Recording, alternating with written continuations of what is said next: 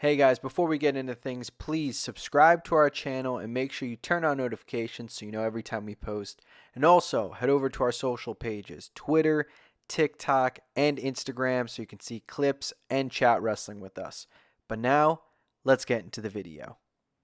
C2 Wrestling fans, it's your boy Snowden coming at you yet again with another review of Monday Night Raw. Another pretty good episode. I get a little bit of lackluster vibes from this episode, sure. Coming off the back of big feuds going into Bad Blood. We don't have Drew, we don't have Punk on an episode of Raw like this.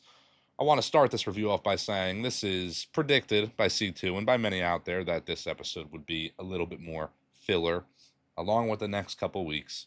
This is what we call the road to Crown Jewel.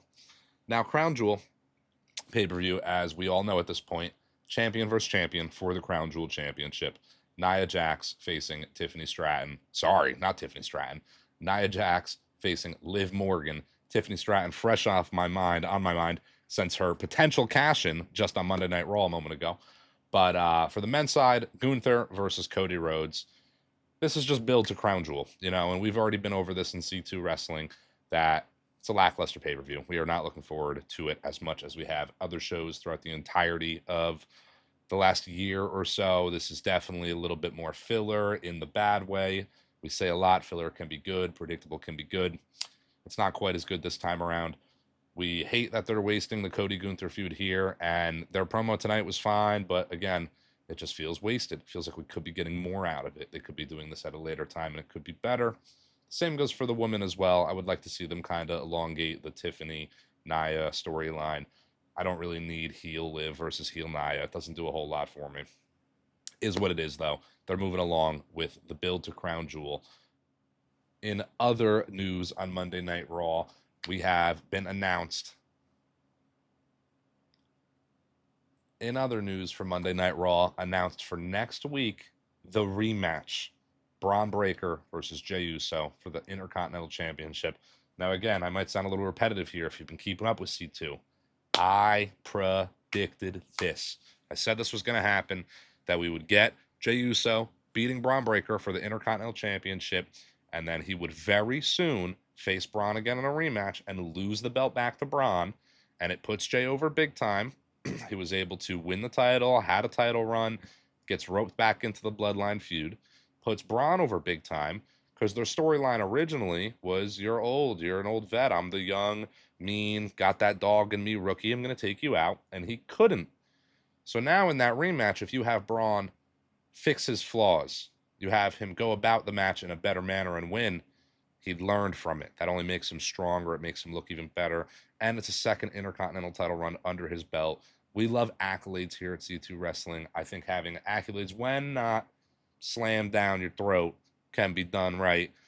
They're fantastic to have. I miss an era of having, 4, 5, 6, 7, 10-time title runners.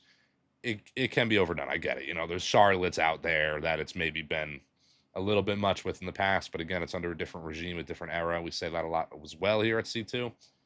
I think there's room for improvement still, but we're getting better. I'm liking this Braun Jey feud for next week. Uh, it's going to be special again. I think, this match will main event, I'm sure. These 2-hour shows, they have less to do, they're less time to fill. I'm hoping this main event gets 20 minutes or so, but something tells me it might not because it's a 2-hour show. It's okay, though. The bigger picture here is Jey Uso roping back into that bloodline story. We want to see it. It's going to happen, hopefully sooner rather than later. Last two things I just want to touch on for Monday Night Raw tonight is the progression in the feud between Bronson Reed and Seth Rollins. Clearly, we're going to be getting a match between these two gentlemen soon. I love Bronson Reed's little sit down with Adam Pearce and his reasoning, why he did it. Every tsunami to Seth Rollins, the drive that people need to become champion, to be in the main event. Isn't that what you want on your roster? Adam Pearce agrees. I think this is, again, a great feud. This is a little bit of, again, just a stepping stone week to get to these feuds, to get to these matches, the ends of these rivalries, and see where these guys go next. Braun Breaker, Jey Uso, Seth Rollins, Bronson Reed. These are all feuds that I think will be ending sooner rather than later. Maybe the Seth and Bronson feud gets extended a little bit, but I think going into Survivor Series, we might be having more so fresh matchups for all these gentlemen.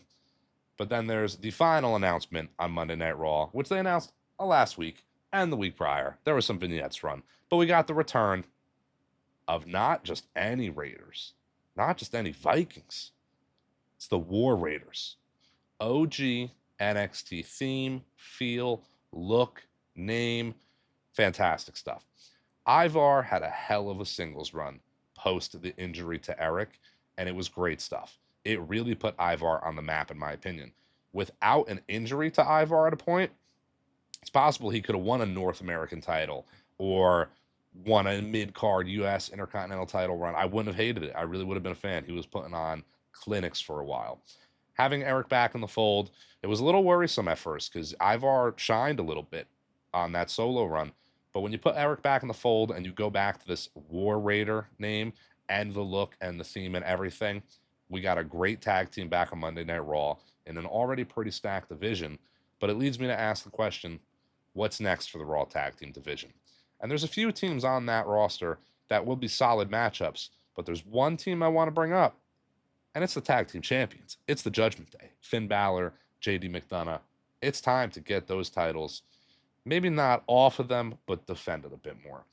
The Judgment Day versus the War Raiders at, say, Survivor Series, that could be a great matchup.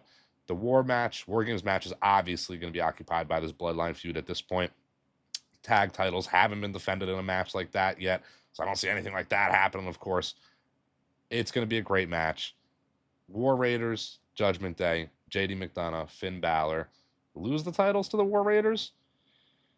I think it could happen. I think I'd like to see it too. When they were formerly tag team champions, the Viking Raiders, Viking Experience, whatever they were at that point, it was not a great run. It was the COVID era. You know, they were a Viking tag team. Like I get this whole role-playing, live-action role-playing thing that Eric does in real life and how that's really their gimmick is that.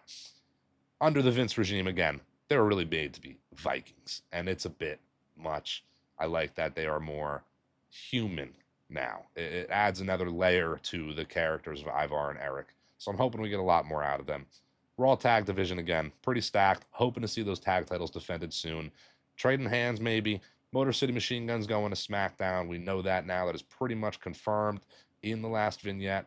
So that Raw division needs some life to it. How are you going to add life to that? You bring back the War Raiders. You have them put on fantastic matches. Maybe you flip the titles over. Maybe you call a team up. Maybe you include another team, form a new team. But I want to see more with this Raw Tag Division.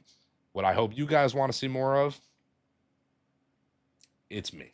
C2 Wrestling. Not just me. My other half, Chris CTD. He's working. It's tough life out there. You know, it's been hard. Rough month of October. I don't want to keep you guys hanging out here too long. There's some postseason baseball to watch. Hopefully, New York Yankees are taking out the Mrs. Cleveland Guardians. But for C2 Wrestling, comment down below. Like and subscribe. Follow us on all the socials. Instagram, TikTok, Twitter. Everything's in the description down below. C2 Wrestling, guys. Catch you next time.